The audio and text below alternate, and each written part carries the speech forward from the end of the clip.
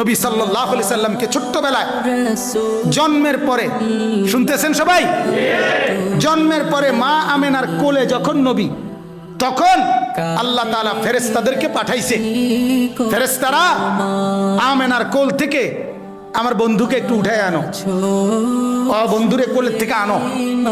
আনার পরে ফেরেশতারা আল্লাহ তাআলা বলেন তুফু বিহি মাশারিকাল আরদি ওয়া মাগারিবাহা। আহা, আল্লাহ তাআলা বলেন ফেরেশতারা পূর্ব থেকে পশ্চিম পর্যন্ত দিক দিগন্তে চতুর্দিকের সৃষ্টি জগতে আমার বন্ধুকে একটু ঘুরাও, আর আমার সমস্ত সৃষ্টি মাখলুকাতকে বলো যে তোমরা সবাই বন্ধুকে দেখো, বন্ধু আমি কেমন বানাইলাম,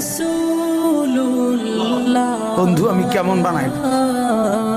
আল্লাহ বলছে ফেরেশতাদেরকে ওই আসমানকে বলো, এই আসমান দেখো মাওলা তার বন্ধুকে কেমন বানাইছেন, দেখো না, নাকটা দেখো, চোখটা দেখো, কান দেখো, হাত দেখো।